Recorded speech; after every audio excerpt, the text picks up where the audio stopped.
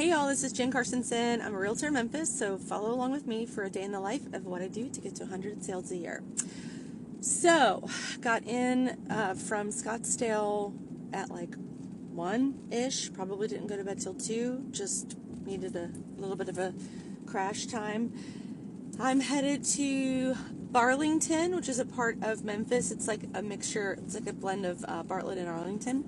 So going to Burlington to preview this home. Then I'm headed to Collierville to get listing documents signed. We should be getting photos on Friday. That'll be a good one. And then 2 o'clock have a listing appointment in Piperton. So I'm going to Burlington, Collierville, and Piperton, which if you are from Memphis, that's a bit of a haul. And then in the meantime, probably going to have, well, for sure I'm going to have my fabulous partner April drop off my listing paperwork to the house in Collierville at 10:30 because I'm definitely going to be late. And that reminds me, there were days back when we first got into partnership together, April and I, where I would have 5 listing appointments a day and I would have no time to eat. So I would just come in, get my listing folders, be spun around basically, and like shoved out the door. And April would like organize everything, and she'd say, "Okay, you're going here, here, here, here." And so, and then I would never eat because I know if you're a realtor, like you never eat. So it would be like 1 o'clock, and she'd say, have you eaten?" I'm like, "No, I'm going from like place to place to place." So there were many times when she would like go through Chick-fil-A and go, dude. Ugh, great. I'm not the best driver. I talk. I know nobody can hear me, but I talk when I drive. Anyway, many times when she'd say, "Okay, I'm going to Chick-fil-A," and she would deliver Chick-fil-A in the front seat of my car, she would say, like, just make sure your door's unlocked. So we have not been in that moment in a long time. It's been a long time since we were doing like 5 a day listing appointments, and most of those came from those back when expireds are pretty hot. So anyway, I'll tell you where these 3 are from today. The one I'm going to is expired. The listing I'm signing today is expired, and the listing appointment today is expired. And also got a message this morning. I woke up to it where I went on a listing appointment months ago, maybe 7-8 months ago, at a house in by U of M. I won't say the street name, but yeah, by U of M. And we met, they hired me, and then his job didn't relocate. And so he's like, "Man, I'm so sorry. I didn't get that, particular job that I wanted, but we're going to sell by the end of the year. So keep in touch with me." And I sure have. And so kind of helped them.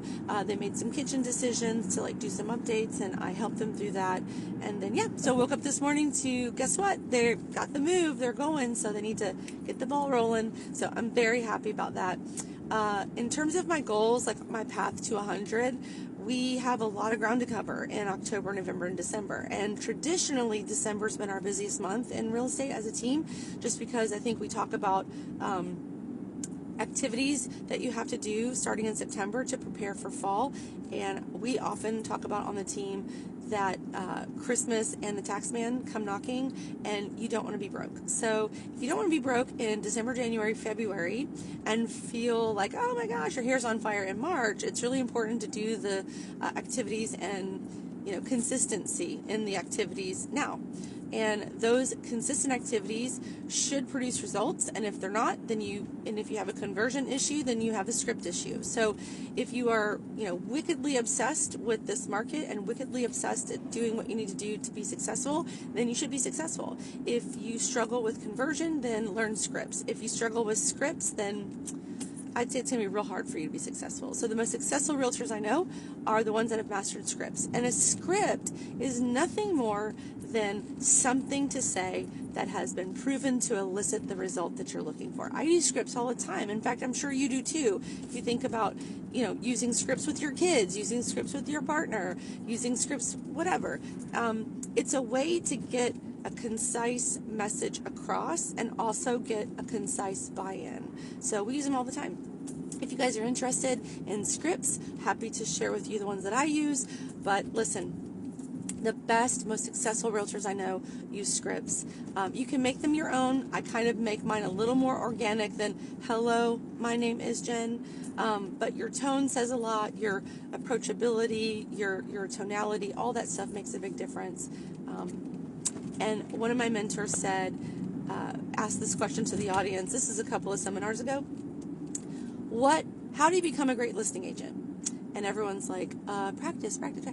And he goes, be a shitty one first. And I have to mirror that. Like, I totally agree with that. So how do you become a great buyer's agent? Be a shitty one first. Like, learn as you go. Like, just do it. Don't let the fear of not knowing what to do stop you from doing it. Just do it. And just do it. And you can practice on your family. You can practice, doing a faux listing presentation, a faux buyer presentation. Heck, you can practice doing a listing presentation in the mirror. Because if you want to know how I learned, I did. I would practice in the mirror, and I would practice in the rear view mirror. While I was driving, I would be like, you want to list with me, and this is why you want to list with me, and this is what separates me from other people. I'm a single mom. No one's going to work harder for you. And I always would practice also, like, what would I say if someone said, well, how many houses have you sold? Oh, I would just like make my heart sink. I'd get butterflies when thinking that someone would say that to me in my first couple of years in the business. And sometimes I would say, well, my team or my brokerage has sold blah, blah, blah, but I'll never forget this one time, and I'll tell you the story in part 2, but it was a super impactful story that happened in 2008, and it's 2024, and I still think about that, and I still reference that, and I still remember the seller's name. So I'll tell you an example of what happened and how I got the listing, and from that moment forward, I decided to just be extremely transparent. So follow along.